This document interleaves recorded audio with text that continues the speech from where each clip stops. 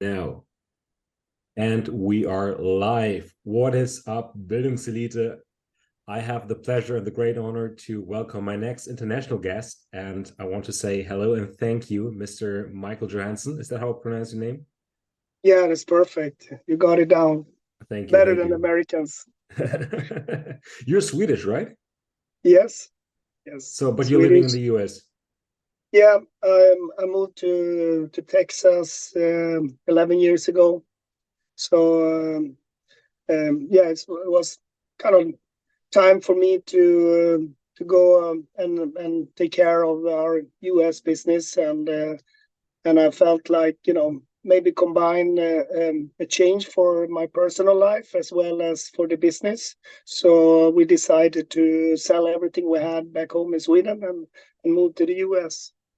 Wow, yeah. I want to talk about that later, but first of all, I Yeah. want to pick your brain on a very recent event, namely the Olympia. You've been in Orlando yourself.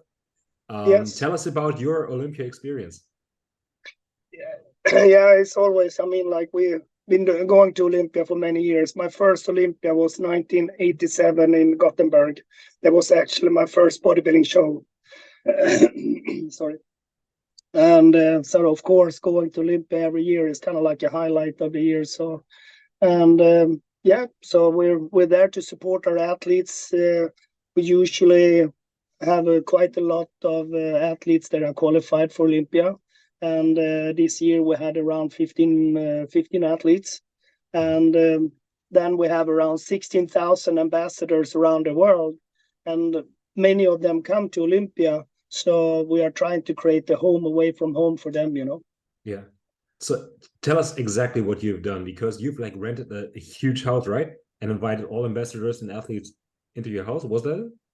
Yes, exactly. I mean, like our concept is a little bit to get together and create a platform where people from all around the world can meet each other and create new friends and new bonds. And big part of our philosophy and our why is to make the world a better place through fitness. And I think like when you bring people together and they can, you know, connect over to be like-minded, and you allow yourself to be diverse, but you're still like-minded. I think you see more similarities than you see differences. Mhm. And so that's why we do this. So we take the opportunity when it's Olympia time to gather as many people as possible in our house, and we serve this year we served around 450 meals over over the weekend. Okay, you need to explain that in detail. So how can I imagine that? You just rent a house and people come by and grab a meal and sit around, chill around, whatever. Yeah, yeah, What's going on in your house? Can they sleep there? Are they just taking the meals yeah. there? Yeah, so we have the inner team, which is maybe 10, 12 people, and then we have a couple of athletes. So this time we were around 23 people sharing the house. Mhm. So and then of course you need to cook for 23 people, but during Friday and Saturday and Sunday, we invite all our ambassadors and all our friends to come over and celebrate, have the watch party on Friday and Saturday.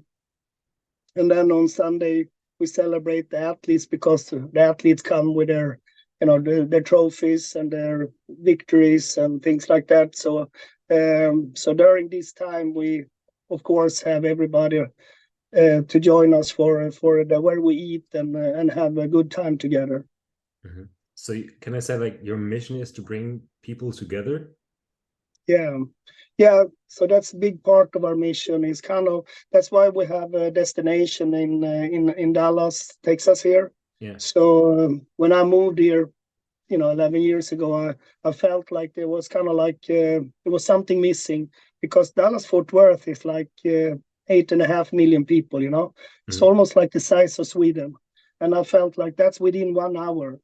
Yeah. So and I felt like there is a kind of like I want to create a little bit like a home base where people could come and they we invite people here and have gatherings here as well as we do at Olympia and things like that. So it's kind of like just part of what we do. We try to get together when we, like a family that gets together when we have the opportunity. Mm-hmm. So when you talk about destination dollars, you mean the gym, right? Yeah, like the gym. And I'm telling everybody, I'm not a gym owner. I'm not doing this to be a gym owner. So I'm more having the gym so we have a place to train. Mm-hmm. So my role model for destination is my old home gym in my little town or village where I grew up in Sweden, and that gym doesn't have any owner, so it means that the members are taking care of the place, and it's been there, I'm sure, for more than 65 years, and that gym still doesn't have any owner, and that's kind of like a little bit my role model for destination. I think it's just amazing that you're creating those spaces for bodybuilding and for bodybuilders to meet. Yeah. But you've just talked about your hometown and your home gym, and I want to go back to the roots of everything. So how did you get in touch with bodybuilding, and how did you start with GASP and Better Bodies? Yeah, so back in the days, I was playing soccer as many young kids do when they grow up in Sweden, and I was fairly good at it. But at the same time, when you're like 15, 16, school is changing, and I moved from home when I was 16 to do school stuff, and then I felt like I need to start training in the gym to make my own times. But I also had a little bit of a burning desire to kind of like make sure that I create my own path, and I'm not depending on a team path, so to say. Okay. So the bodybuilding became an outlet for me, and also I had very hard time to conform in school. So school was never any, like there was not such a good experience for me. So bodybuilding gave me an outlet to be different and embrace that I was different, and that helped me to get an outlet versus things like school or right, even the military service that I also did when I was 18. But why the gym? Why didn't you just go run marathons or start boxing or whatever? Why the gym? No, I felt like the bodybuilding was much more of like an intriguing things where you kind of like have to dig deep, and you have to kind of like go into a really, like, not the dark place, but you have to go places where very few people been. And when I'm talking about the regiments of eating and living 24/7 all the time with bodybuilding as a sport, and I felt like a few other sports actually do that. Bodybuilding, it goes much deeper into your whole lifestyle, 24/7, every minute of your life, and that was what intrigued me, and the possibility to be very different from everyone else. It's kind of like I didn't understand it, but I was kind of like embracing the subculture of bodybuilding. Yeah. Correct me if I'm wrong, but I think that Sweden has very strict laws on bodybuilders, right? Yeah, nowadays it's very different from like when I was growing up, nobody talked about that, that much. So then back then, in the late 80s and early 90s, when I was traveling all the gyms with, selling clothing and making connections with gym owners, and then of course, I felt like the whole society should be at the gym and training because they're missing out, And back then, maybe 10% of society was going to the gym, and the gym was much more grassroots. And then over the next 10 years, from 92 to 2002, it exploded, kind of like the interest from the common people in the society to go to the gym, of course. And going into 2000, 2005 and stuff like that, then the whole society was going to the gym. And then of course it was not the same place anymore.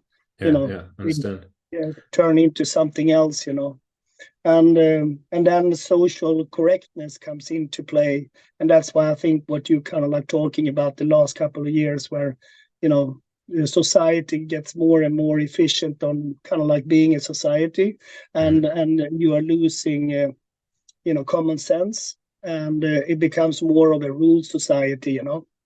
Yeah. But as you've said, nobody has talked about bodybuilding back then, but still young Michael Johansson decided to go to the gym and work out. Was there anybody who inspired you, or was it just your own decision to do something that nobody else does?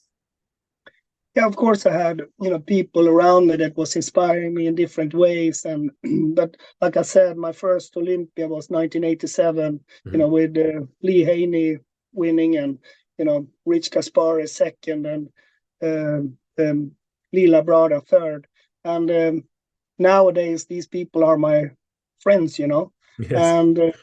And it's kind of like going full circle. But back then I want to be them, So my goal was very big from the beginning, It was, super young and super naive and young, and my goal was very big from the get-go with no compromises.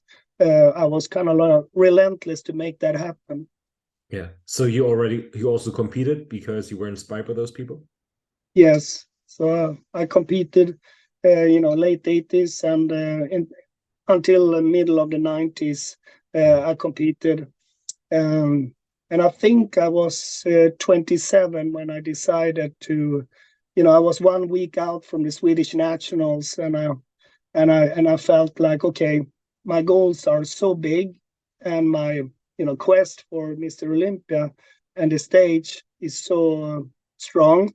But I also realized that with my age and time, is probably not going to happen in the way I want it to happen, and that's why I kind of like I put the business as a goal instead of my own bodybuilding, so to say. Since you're talking about the business, when did that start, and how did it start? Yeah, it's like me and a couple of friends. We were importing and selling, products in the Nordics, and Better Bodies was one of the brands that we were working with, and we were, selling that with success in the Nordics, and then that just, we were starting out as an e-com company, but not e-com back then, but kind of like, taking care of retail. And then it turned more and more into a business-to-business type of company, where we were, had a very good success in the Nordics, relatively the size of the population and everything. Yes. But how exactly was GASP and Better Bodies born? I mean, yeah, just imagining there are many people who think like they want to start business or do something special, but you created something big, but it had to start somewhere. Yeah. So we kind of like, we were importing Better Bodies, and and we were just selling. And once we got the distribution up, unfortunately, back in '92, the European part of Better Bodies, they kind of went bankrupt, and by then it was a big part of our business. So we have to kind of like change our setup, and after a while we kind of came into the position 94 to start producing Better Bodies on our own. And then from 94 until 2002 we were doing Better Bodies, and it started out a little bit like GASP is today. Better Bodies was hardcore. We had Aaron Baker on the cover of the first catalog, and we had bodybuilding people in the Better Bodies catalog back in '94. But Sweden and the Nordics are so small, so after a while we found ourselves selling more and more to sporting goods stores of the Nordics. And Better Bodies was turning more into kind of like a fitness brand that was kind of a little bit more general. And I felt back then that, okay, we're really missing something. We're missing the core of of where we started, So Better Bodies was commercial, and we really felt like we were missing the emotional connection that we had when we started with our core people, Mm-hmm. So that's why we started GASP, and we made sure that in order to make GASP with a heart and not with a wallet, we decided to do, let's be no compromises, let's be relentless, let's paint the most beautiful painting there is without thinking about money.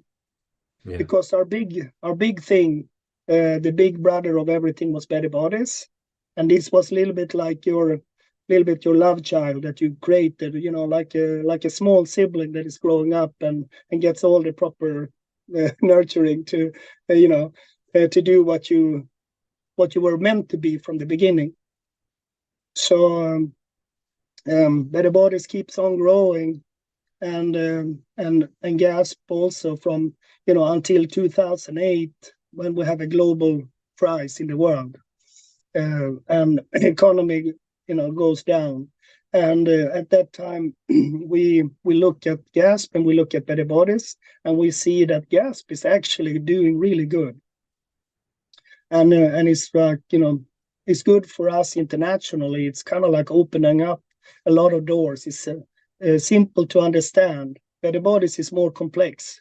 Mm-hmm. So that's why we decided to, let's go international now and use GASP as a door opener. And then Better Bodies can, we can still do the commercial version of that. So that's kind of what we've been doing for the last 20 years. So GASP is now 20 years old.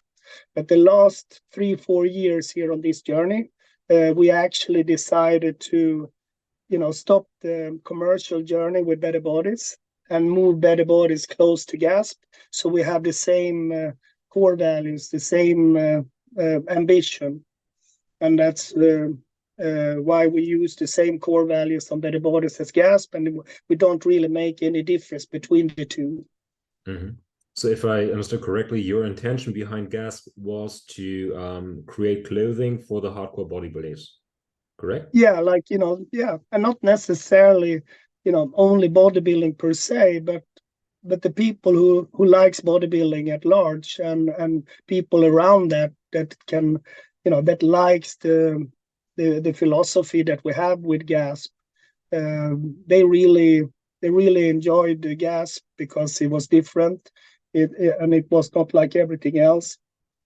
And it had values that kept people together. So you could kind of see that you were, okay, we are diverse here, but I see that we are like-minded. So, and that's why you feel like, it doesn't matter where we come from. We have friends all around the world. So in more than 110 countries, we have friends. And when we get together, that bridges over any cultural differences, religion or whatever it is. We are united by our core values. So basically, GASP is like a statement that you're wearing, that you belong to that group, to that inner circle. Yeah, exactly. And the hard part was maybe, during this time to kind of like, to create that inner circle at the same time as you are open for new people, So exactly, yeah. during a period, maybe 2014 and 15, it's starting to go really good for GASP, and things become a little bit more of like an exclusive club that I didn't like, Mm-hmm. So and you couldn't tarnish kind of like the look of Branch, and everybody had to look like Branch in order to fit in, and I didn't like that, so I had to think a lot how to make sure that we can all be like-minded, but we are diverse, and we all come from different walks of life, and that's where we have athletes and ambassadors in all kinds of directions, and with also different types of ambitions. Not it's only maybe 1% of our friends that competes on a high level, and most of our friends, they are living the lifestyle, and they are not competing, Yeah, I have some guest shirts as well, so yeah. This puts up two questions for me. First, how did you manage to actually implement that idea and follow it through? So your idea was, I want to create something that a group of people in the world can have the same core values with. So this is just an idea in your head, but what was your marketing strategy in order to actually put that idea into reality? Yeah, it was, I think, the latest chapter of that is 2017, where I kind of like, I felt lack of relevance, especially being here in the US by myself, and feeling that if I don't change, I'm not going to have any relevance, Mm-hmm. And so the change was to climb down from this big horse, because our business was going good in Europe, and especially in the Nordics, with the GASP and the bodies, we had like a business relevance. Mm-hmm. But I felt like we were missing the whole community around the world where the friends came together again. So I just decided to climb down from my big horse, and I decided to be the horse, and I decided to take everything handshake by handshake, and not think so much about my tools to make that happen. And this was especially hard to do, for me, because we already have something to defend. We had a certain size, and we had a certain type of a business in that you need to kind of like protect and develop. Mm-hmm. So it made it very hard to not try to think about, I need to have this tool before I can connect people, because this tool, digital tool or whatever it is, I need to have that in order to make my job, because there is so many people. How should I even be able to say hi to everyone? It's only me. I'm by myself. So and that was kind of like the hard part, to get going and just trust the process. And it's kind of like using your no compromises mindset, using no excuses, and be relentless, handshake by handshake, and try to use every person you meet. Even if I was stopping at the gas station and a homeless person is asking me, what's that gas? What does it mean? I take the time and explain. It doesn't matter who I think they are or whatever it is. I take my time and explain. And that part, I think, is kind of like, it's crucial to have that part, because otherwise you are choosing your battles, and you don't really understand what you need to do in order to make it happen.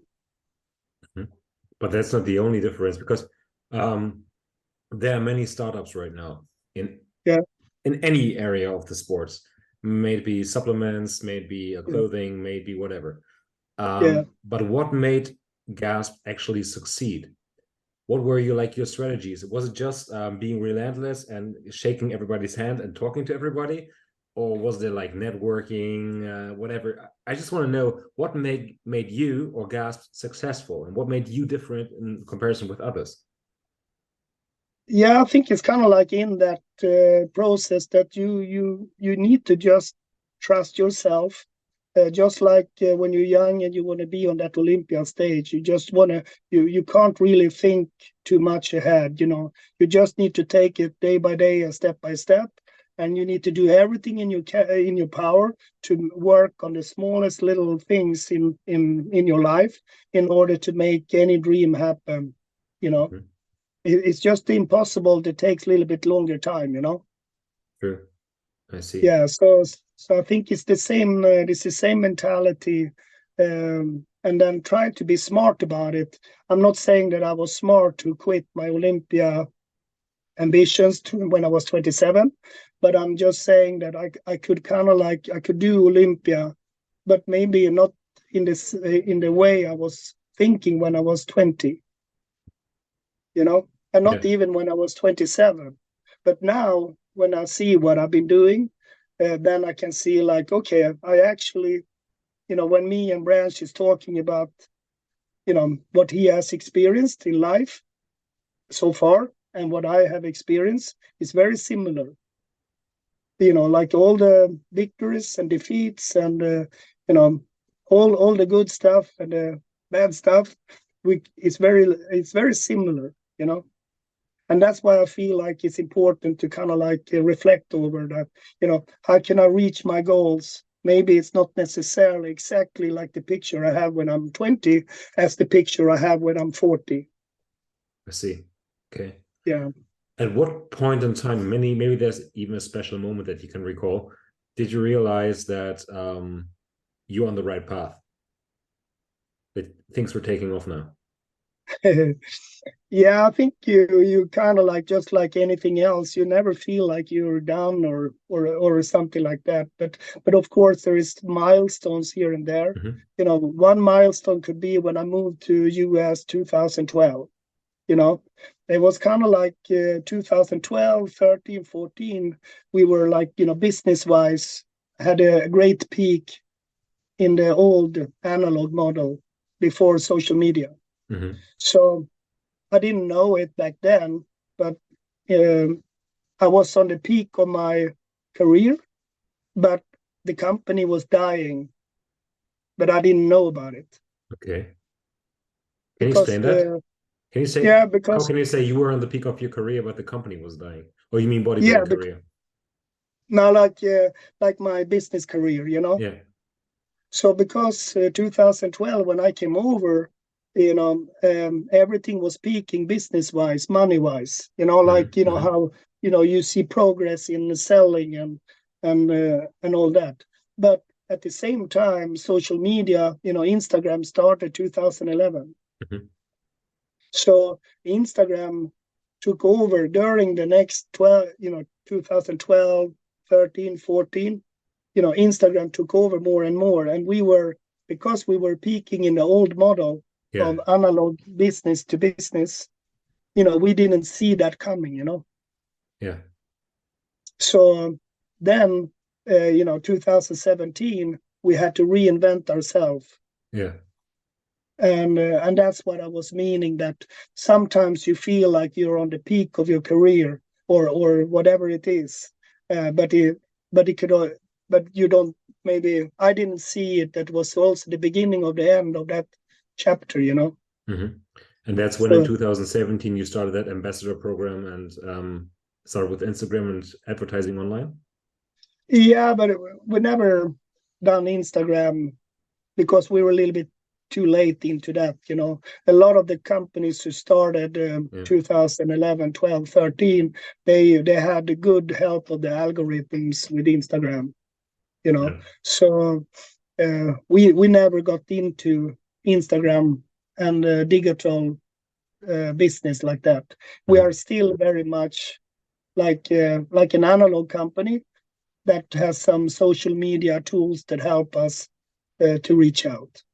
I see. Okay. Yeah. But coming back to Milestones, when was your first international athlete signed? When were you like, okay, wow, we have now reached the goal by signing, I don't know, Guy Sistinino or Branch Warren? Yeah. So it was Branch Warren back in 2007, 2008. And that, from 2008 to, 2012, we had a lot of people. We had more people on board than we were signing, Yeah. Because back then it was still more about kind of like a few exclusive athletes than it was about having a lot of people. So there was a lot of people from the Olympia lineup that was using our products.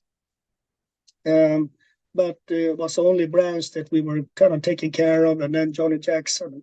Yeah. So those were the two first athletes that you had? Yes. And they're still with you, right? Yeah. Okay. Yeah. And that's an important part of the whole thing, that we do it as much as we can. We are trying to keep the family together, and we're, talking about long-term ambitions and long-term relationships. And that's kind of like the accolades on stage is secondary to that. So for us, it's much more important to have a good relationship in the family with the totality than having, whoever is Mr. Olympia, Mm-hmm. If it doesn't work, it doesn't work, Absolutely. How did you get in touch with Branch back then? Because you just said that you moved to the US in 2012, right? Yeah, And yeah. you signed Branch in 2007, 2008? 2007, 2008, went over to Arnold Classic in Columbus. Yeah. And met Branch for the first time. We have a Swedish photographer that we had as a mutual friend, Per Benal, and he was shooting a lot for the American magazines. And he was already in the US. So through him, we met Branch, and then we grew it from there. Okay.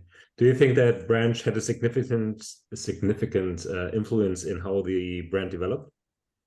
Yeah, very much so, because I felt already from the get-go that the same values that we used the first 6-7 years with GASP in Sweden, the same values was very close to his values. So and my training and how I saw life and training was very similar to Branch. Yeah. So high intensity and no compromises, and just getting after it and go into a very dark place with your training, where most people don't go. That's up my alley. So and yeah, so that's. Yeah, I think Branch is like the one and only hardcore bodybuilder that one would think of if you think of hard work and old school bodybuilding. That's Branch, right? Yeah, yeah, yeah, and I think the world needs more of that. And I feel like with the last couple of years with social media and how the whole society is now in the gym training, Yeah, you also get a lot of wannabe bodybuilders that doesn't know this type of training, and they become more like experts on executing an exercise, even though they haven't really, trained really hard in their life, yeah. So How do you feel if people, I'm going to skip a few questions now, but how do you yeah, feel if people who are those experts, so to say, in the gym that have never really trained hard or never really like gone into those dark places, as you've said, are wearing your clothing? Is it like, well, you're kind of doing a but I think disservice to the brand, or? yeah, I had some issues with that maybe 2014, when I was kind of like, when I felt like I need to change and have another view. But then I start looking at how many people in the world that we were actually helping to transform, even if it was a home wife, even if it was someone who was obese, never trained in their whole life, and suddenly they are doing a first little step towards a better, empowering themselves, Yeah. And since we are, driven by our core values of empowerment and no excuses, and, taking charge over your life and be a leader of yourself in order to be able to maybe lead others, or whatever it is, lead yourself out of maybe abuse or addictions or whatever it is, then I felt like we actually were helping way more people than I realized when I was just focusing on Branch and the 1%ers that was competing. And then I saw that, at the same time I was looking for my why to continue. And then my why came out, and I said, like, okay, our why is to make the world a better place through fitness, because we're actually already doing this, and we've been doing it for more than 30 years. Mm-hmm. And that's when I saw my real purpose and my real calling, where my calling is to actually preach about these core values and this philosophy, and I can't help myself. And that's kind of like where I'm kind of like, if I see someone, like I said before, could be a homeless person outside a gas station here in Texas, and we start talking, and I can't help myself to explain what it is all about, because you never know who that person is, and what type of changes you bring to that person's life, and also how those changes are affecting your own life. Mm-hmm. So I feel the more I'm preaching about this, the more I'm reinforcing myself in my belief, and make the journey more straight and logic, and I feel like a big part of this is breaking bread with other people and bringing people together so they can empower each other, and they can, and that's why we have our house at Olympia to tie this together, like, that now people can, create friendship, and we are just upholding a platform for them to do so, because I can't shake hand with everyone all the time, everywhere. So, we all need to help each other to do that.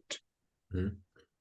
So would you agree if somebody said that your identity has shifted from a hardcore bodybuilding brand to a brand that is or can be worn by everybody who is interested in improving oneself, in working hard on oneself?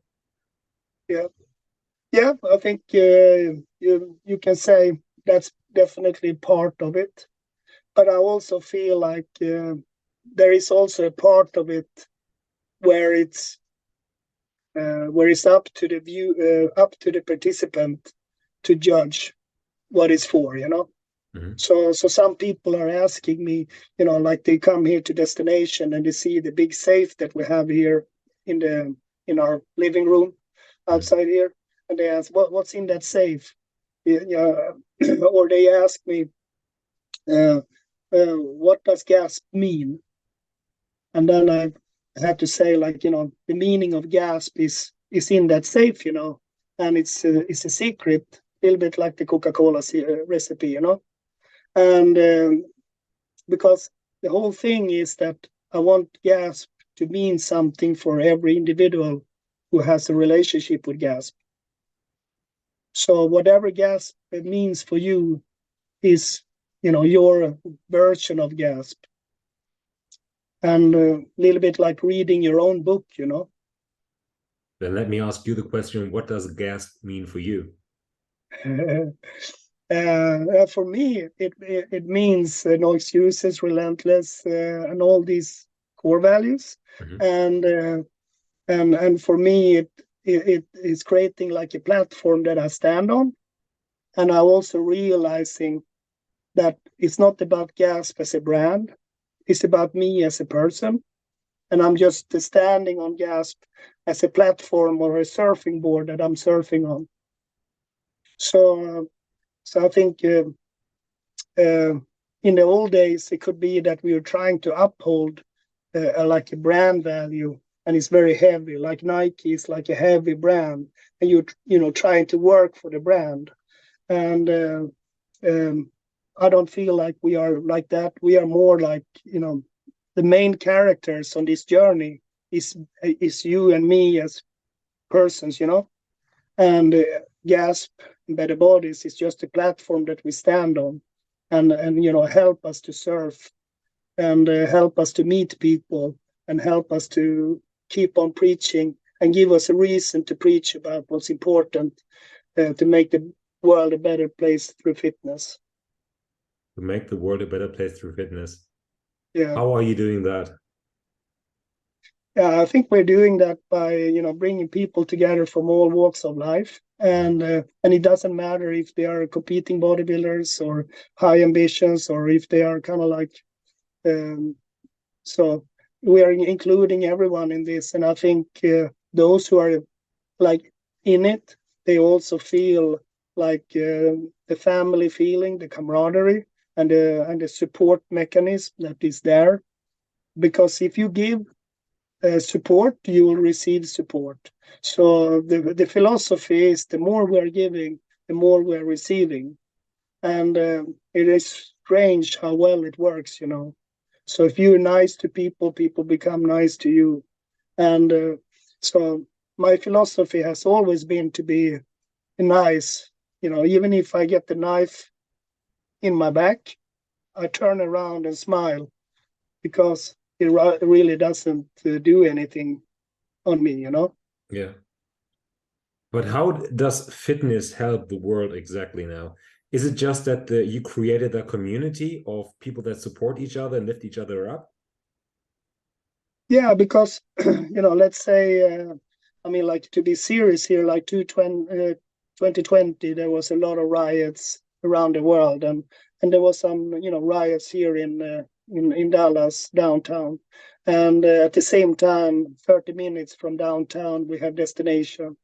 And here people are so united by their, you know, the fitness lifestyle and what we have in common.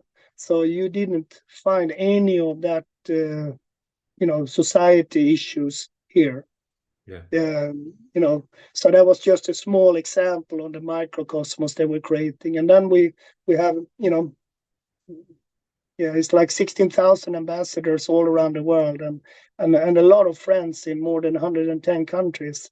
And when we see those people hanging out together, we see that it doesn't matter where you come from, what your religion is, or whatever it is, because your interest of fitness and having a positive outlook on fitness and what you do in and around fitness is so big. The interest is so big that it overshadows any indifferences that we have. Yeah, exactly. And I mean, we're like a big family all over the world, right?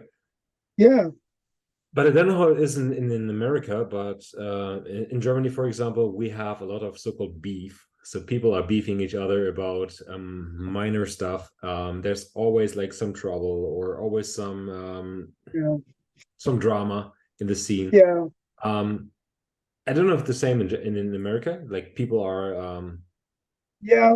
I think it's like just like a society thing right now with mhm, social media is that negative negative energy has more effect than positive energy. So a lot of people choose the negative approach to get to tension. try to create relevance or Mhm. try to create some kind of impact. And I feel like, you know, even if the negative is more powerful today, I feel like for every reaction there is an opposite reaction, and I choose a positive. So positivity is our fuel, and I don't care if the negative energy is more powerful from a business aspect. I don't care. Mhm. The positive is something that we choose, and uh, and that's why I feel like, you know, we don't value placings higher than positive family feeling. So positive family feeling and supporting each other becomes more important than than allowing negativity to rule. You know. Right. But just a very So recent example, for example, the Olympia win. Derek won yeah, the Olympia, and still we have like huge controversy. Derek even had to shut down, or Derek's Instagram was even shut down after he was like insulted or bullied online by millions of Hardy supporters. So yeah, I yeah, I find yeah. I think that I can only do what I can do, Mhm. and at the same time, we had Keon and Sean at the house at the same time. Yeah, You know, and and now when we're gonna hang Keon's you know, jersey up in the roof here at the end of January, and you know, and then Sean gonna be here, you know, celebrating that, you know.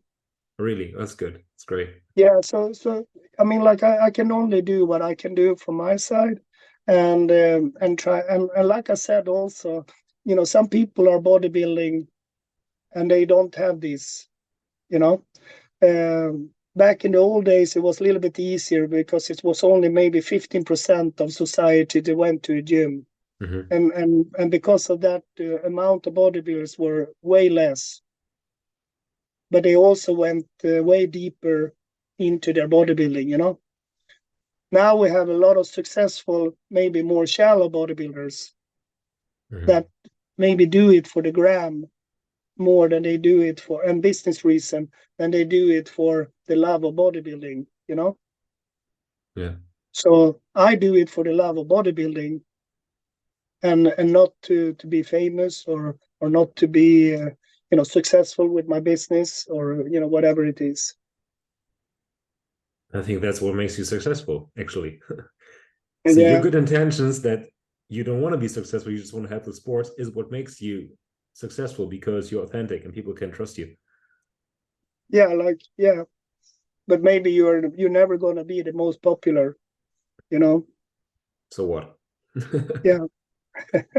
So you've been in the scene for quite a while. How has bodybuilding changed? You said like with the uprising of social media, some things have Yeah, changed. I believe when I look back at, well, not that long ago, but in the 70s or 80s with Arnold and everything, there was more camaraderie. thank you. I was just, Yeah. and I feel like it has all changed over the times. And still at the press conference this Olympia, it felt very harmonic. People were not... Yeah, but it's good. I like that. I like that they choose that path, because in the past it happened that you choose kind of like to stir up controversy and you try to kind of like have different people to pit against each other, and so I feel like it's better, even if it's even if you take the core industry and make it a little bit smaller. I think it's better when it's like it is our subculture and it Yeah. is people are who is in it for the love of bodybuilding and not in it for the love of drama or whatever it is, Mm-hmm. because it's good for their business, Mm-hmm. And you also see the same when it comes to competitions, pro qualifiers, regional shows. There's a huge controversy again in Germany where people are driving to pro shows and they're quite kind of upset how they are treated as athletes back there.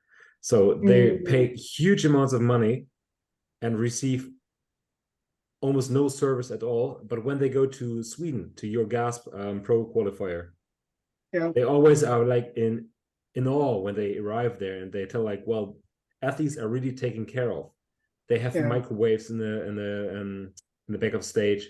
They have water bottles. They get a goodie bag from GASP, and it really yeah. feels like you love bodybuilding and you want to promote the love of bodybuilding. Whereas in other competitions, it's just about the money. Yeah. I think like that goes back to painting the most beautiful painting there is, and don't worry about money. Mm-hmm. So, and it is a way for us to give back to the bodybuilding community in the Nordics, and anybody that comes and visit with us. So, it makes me very glad to hear that people in Germany can hear about our shows, and I hope through that people see the athletes as individuals and people, uh, where everyone is competing and everyone gets something with them back home, even if you are not winning that pro qualifier, So, and you should get a positive feeling. You should get new friends with you back home. You should, you should have something that makes you feel, successful as a person, and feel like that nice, good feeling in your stomach when you go home, even Mm-hmm. if you came last, Yeah, exactly. So, But I have and the impression, sorry, I'm not so much about participation trophies. That's not what I'm talking about here. I'm talking about other stuff, the experience. Yeah. So yeah, so because I feel like it should still be like a competition, and you should still value the competition, and not creating a participation trophy type of thing. So that's not what I'm talking. Just to make that clear for anyone listening. Yeah. But I think, or I got the impression that there are very few people who share the same values as you do. I think that more competitions are about like the money, the fast money to create wealth by just promoting shows, right? Some promoters are really about the money, and I feel like only a few people are about the bodybuilding experience, are about the love of the sport. So I think it takes a lot of kind of courage to trust the process of giving, and of course now when the whole world is slowing down, we also need to be mindful, because we can't spend the way we were spending 6 months ago on certain things, But I still feel like there should be no excuses about living up to the philosophy of giving back, because you can always give back, regardless of circumstances. We can always create what we are creating in Sweden with the shows, or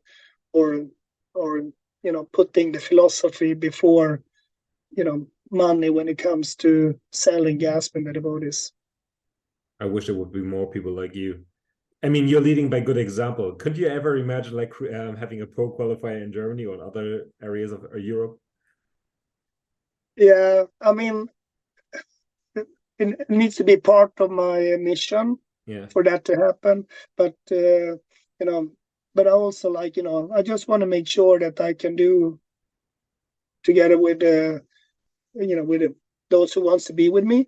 I just want to make sure that I also can do what I, so I don't chew off too much. If I with more support for GASP and the bodies and the philosophy and the core values, then then of course we can do more stuff. So the whole thing is about growing the movement, and the more we grow the movement, the more we can give back. But it is also,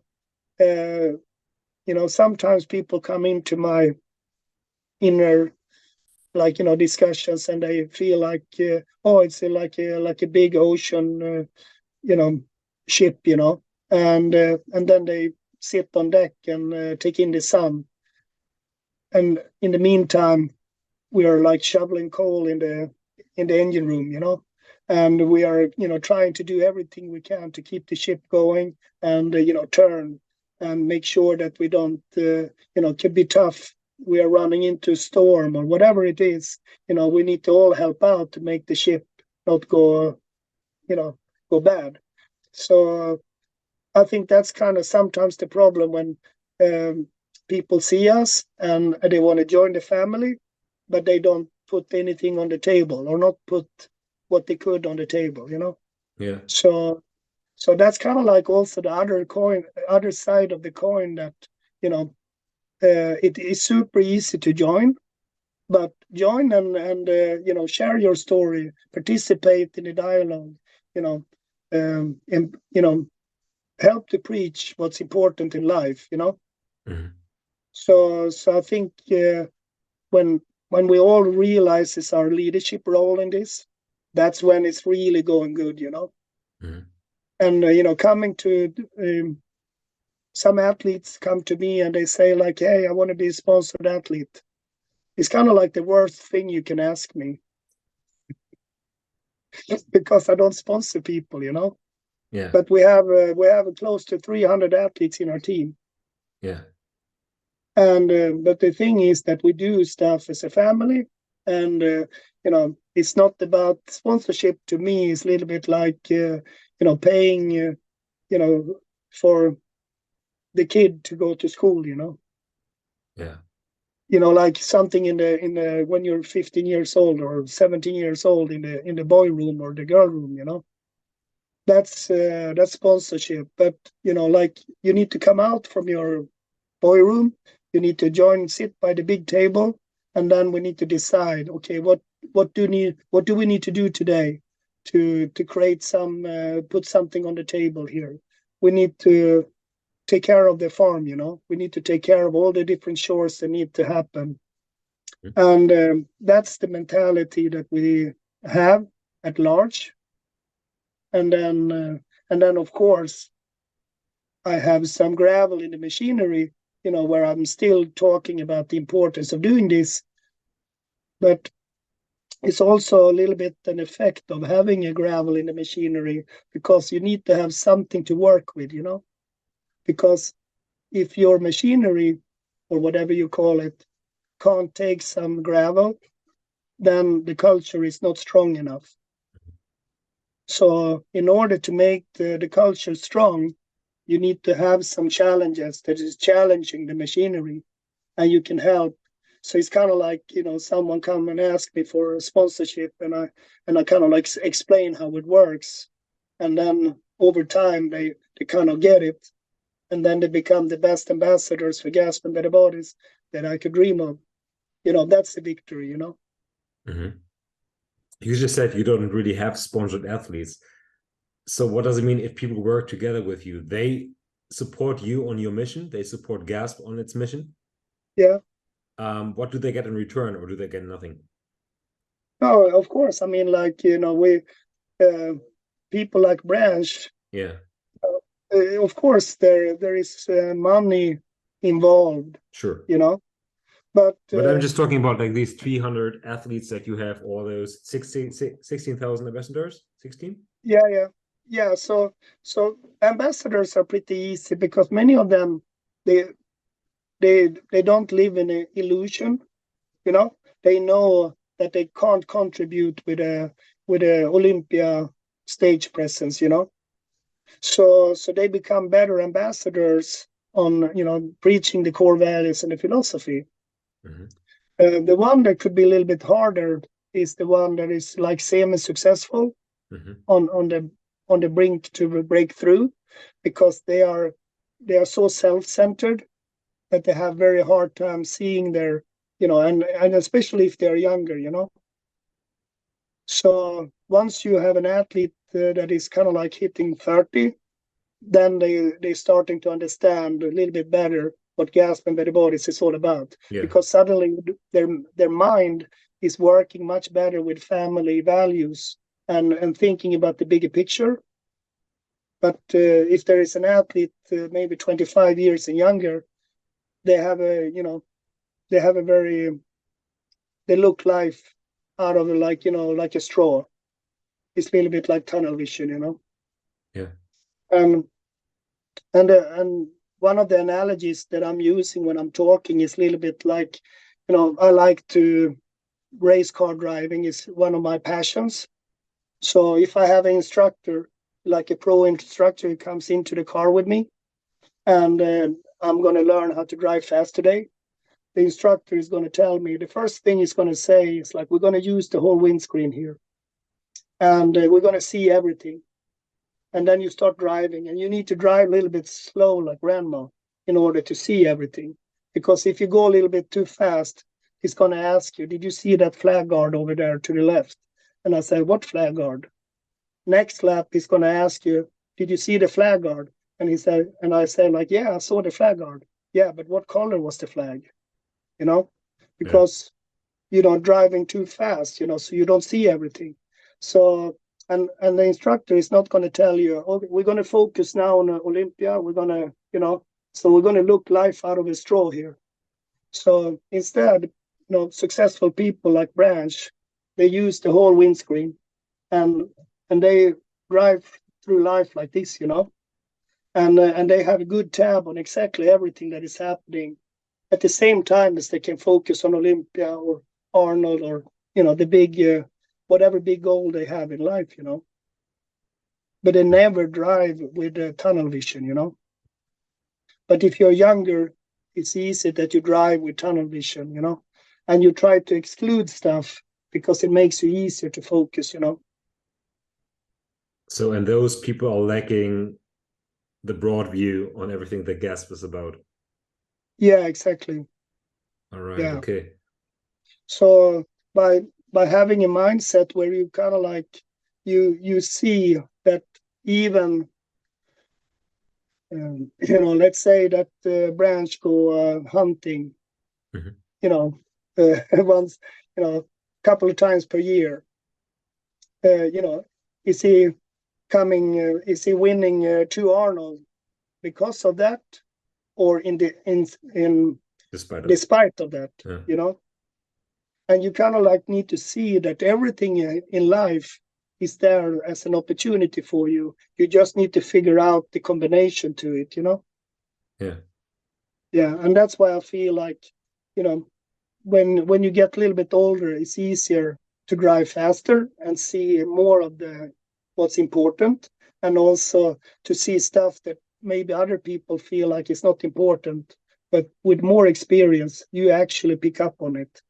You see, like, okay, if I add that, if I concentrate here, you know, if I give more, I receive more, as an example. So those people that ask you to get sponsored by GASP are just focusing on the sponsorship. They're focusing on the money. They're focusing on the fame. I don't know what, but they're missing the whole big picture of what GASP was about. Yeah. Great analogy. Yeah. So that's why we need to have a talk about it. And, you know, so some people their personality is, you know, kind of like, you know, we work and we work and we work, and it kind of like never really moves to a better place. But, you know, some stuff just get better and better with time, and it's so much fun to do the journey together with those people, you know. Yeah. But how do you ensure that your ambassadors or athletes are really pushing you on your mission? Do you have like team calls where you tell them about your vision, or how does it work? Yeah, we have one coming up now on Thursday here. So every quarter we have a big team meeting where all the athletes are invited, and so as an example, and then we have a smaller meetings, you know, like, you know, one-on-one or a coffee moment with me and Branch every second week, where, you know, a couple of athletes come on board and we talk a little bit more personal stuff and what's between us and them specifically. And then every Thursday we have an athlete meeting with around 8 athletes, where we talk about products, and you know, what type of products do they need in their life, you know. And we make sure that the athletes and the ambassadors know that they are the boss, and we are here to kind of like listen and try to fulfill their wishes, you know. Yeah. I'm just curious if you have like a big video call with all those ambassadors or athletes that you want to give like some information. Is it just like a great pep talk where you tell them what to do, or how can I imagine a video call like that? Yeah, I mean, like, of course, it's if you have like 150 or 200 people or on a call, you kind of like need to do it in a certain way. When you're only one-on-one or 8 people, it can be way different, you know. So we just try to, and then of course we have our different meetings around the world in person, like now at Olympia, or when we had homecoming here in August, we had several hundred people coming, you know, 150 people in my garden eating together, and we went shooting at Branch Ranch, and we did the race car driving tutorials and all that fine stuff, you know. So then you get the chance to meet in person, and then we have different, you know, gatherings in Europe or here in the US around the year. So yeah, so that's kind of like, yeah, we're just trying to, you know, grow the movement bigger and bigger, so we can do more fun stuff together. And it's also another thing with the Olympia in Orlando, when we did our house and we did our gatherings. We do it as much for these people who came, but we also do as much for people who couldn't come, you know. Like, imagine if you're sitting in the other end of the world and you're stuck, and you really don't have a way to get there other than in your imagination and participate and feeling like you're there virtually, even if you're not there, living through others, and it becomes a little bit the highlight of the year, where people become part of each other's epic memories. Mhm. Michael, I love what you do, really. I really love it, because you're trying to unite the whole bodybuilding family, and you're not just a man of words. You let your actions speak, right? You have great competitions. You organize this Olympia get together. You organize get togethers in your hometown. You organize get togethers in Europe. I wish there would be more people like you, really. Yeah, but yeah, and it's it just, I like to do it together with other people. So it's just about anybody who wants to join, join, and we have some fun together. Yeah. I wanna share this with you guys. Anybody who's listening, with you. I really appreciate having me and listening to a little bit of my story. It means a lot to me. And so it does it to me, because one of my values, or one of my goals with this podcast, is to kind of unite the German bodybuilding scene again. Because Yeah. I feel like we have many, many athletes which are in different teams with different sponsors and so on. And there's always this like, well, my sponsor is better, and nobody really. It's been getting better over the last years, but I feel like there's like an inner competition as well. So when, for example, this year Roman Fritz and Tim Budesheim were competing, it was all about who is the best German.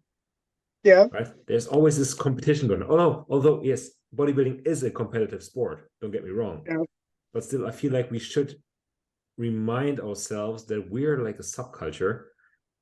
Yeah. And that we should like stick together. Yeah. And I feel like you're doing agree. a great job there.